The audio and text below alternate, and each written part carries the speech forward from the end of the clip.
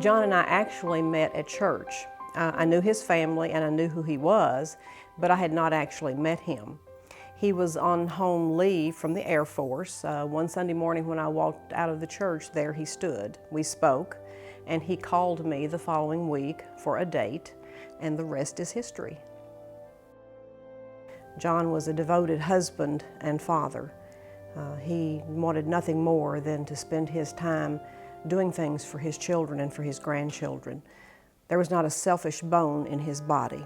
He was all about helping other people.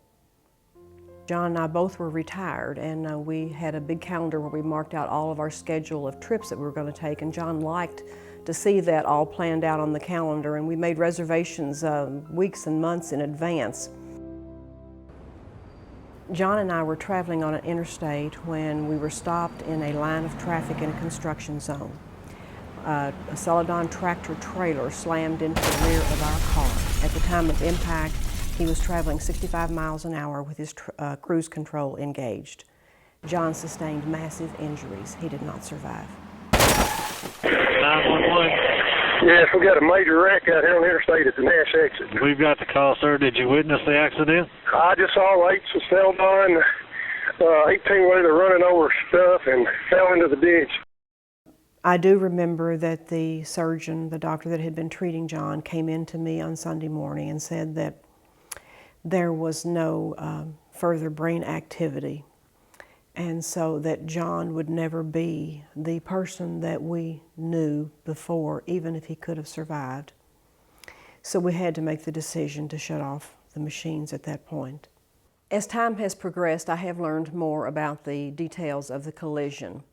The truck driver was a poster child for sleep apnea. He had all of the signs and symptoms. The fact that that trucking company chose to put him on the road with all of those indicators is just totally irresponsible. And it's quite ironic that the company that was so irresponsible took the life of someone so responsible. I do not believe that the American people realize the danger that's on our nation's highways. Sleep apnea is a condition that severely impairs truck drivers' ability to operate their vehicles. So they're out on our nation's highways driving in impaired conditions.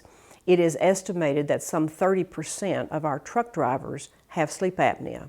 I am on a mission. I'm going to wage a war against sleep apnea in the trucking industry. The amount of money that it would take to put a safety program in place to focus on sleep apnea is minuscule. And the fact that they are not doing it is just not acceptable. John was very much involved in his family.